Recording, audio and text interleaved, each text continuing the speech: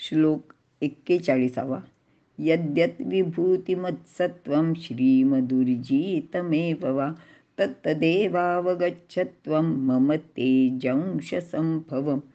अर्थ, जी जी वस्तू वैभवयुक्त, शोभायुक्त आणि प्रभावयुक्त आहे ती सर्व माझ्या म्हणजे भगवंताच्या तेजाच्या अंशापासूनच उत्पन्न झालेली आहे असे तू समज. विवरण: विभूती म्हणजे विशेष रीतीने अस्तित्वात असलेली गोष्ट. विभूती म्हणजे वैशिष्ट्य असलेली गोष्ट आणि ती ईश्वरापासूनच आली आहे असे वाटते. आपण सामान्य माणसे व शिवाजी महाराज यामध्ये एक मोठा फरक आहे, कारण त्यांनी जे केले ते इतरांना कधीच जमले नाही. तसेच श्रेष्ठ दर्जाचे गायक म्हणजे लता मंगेशकर, आशा भोसले इत्यादींचे गायन कौशल्य, आवाजातील गोडवा इत्यादी गोष्टी इतर कोणातही नाहीत. अनेक कलावंत, मोठे उद्योजक यांचे मध्ये असलेले त्या त्या क्षेत्रातील वैशिष्ट्य म्हणजेच ईश्वरी अंश आहे आणि तोही विशेषत्वाने असलेला असाच असतो. अशी सर्व व्यक्तिमत्वे या भगवंताच्या विभूती आहेत असे तू समज. श्रीमत म्हणजे श्रेयस, श्रीचे ते श्रेयस, आणि श्री म्हणजे फक्त लक्ष्मी किंवा संपत्ती नाही, तर त्याहून जे दिव्य आहे ते श्रेयस व या श्रेयसाने युक्त असलेले ते श्रीमत. श्री म्हणजे विशेष शोभा, विशेष बल, यामध्ये ईश्वराची विभूती निश्चितच प्रगट होते. ऊर्जित म्हणजे वरचढ होणे, श्रेष्ठ होणे किंवा असणे.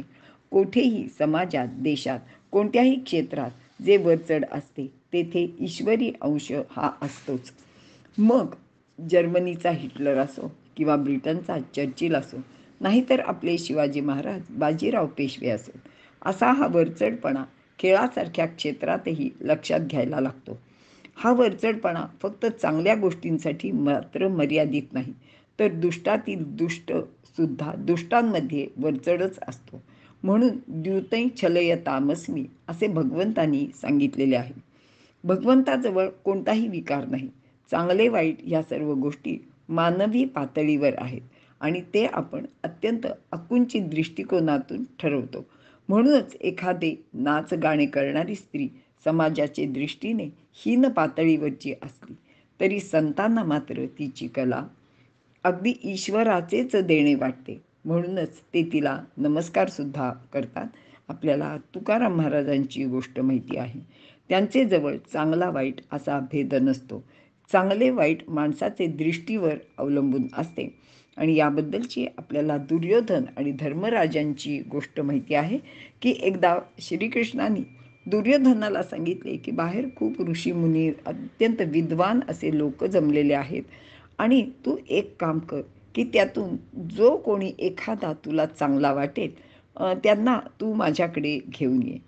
अर्थात दुर्योधन बाहेर जातो आणि सर्वांवर दृष्टी टाकतो आणि त्याच्या असं लक्षात येतं की ह्यातला कोणीच चांगला नाही आहे, कारण ह्याच्यात प्रत्येकात काही ना काहीतरी एखादा वाईट गुण आहे आणि तोच गुण, जो वाईट गुण आहे तोच नेमका त्या दुर्योधनाला दिसतो आणि तो श्रीकृष्णाला येऊन सांगतो की मला ह्यामध्ये एकसुद्धा चांगली व्यक्ती सापडलेली नाही. आणि या उलट धर्मराजांना जेव्हा तसं सांगितलं तेव्हा धर्मराज बाहेर गेले आणि त्यांनी सर्वांकडे एक दृष्टिक्षेप टाकला आणि त्यांच्या असं लक्षात आलं की ह्यातला कोणीच वाईट नाही आहे, कारण ह्यातला कोण वाईट आहे, माझ्या दृष्टीने तर कोणीच वाईट नाही आहे. आणि म्हणून भगवंतांजवळ येऊन त्यांनी सांगितलं की श्रीकृष्णा, बाहेर एकसुद्धा वाईट व्यक्ती माझ्या काही दृष्टीस पडली नाही, कारण धर्मराजाची दृष्टी ही अत्यंत सरळ आणि फक्त चांगले शोधण्याची होती. आणि या उलट दुर्योधन मात्र प्रत्येकातला दुर्गुण काय आहे ते बरोबर हेरत असे आणि त्या दृष्टीने त्याचे चांगले किंवा वाईट जे आहे ते तो ठरवत होता. परमेश्वरातील विशेषता अशा रीतीने विश्वात वेगवेगळ्या रूपात प्रगट झालेली आहे आणि ती जेथे दिसेल तेथे आपण ईश्वराचे चिंतन करावे. हा हेतू या विभूती सांगण्यामागे आहे. नाहीतर हे सर्व विश्वच केवळ त्यानेच म्हणजे भगवंतांनीच व्याप्त झालेले आहे असे तू समज, असे भगवान अर्जुनाला इथे सांगत आहेत. इथे आपण थांबूया.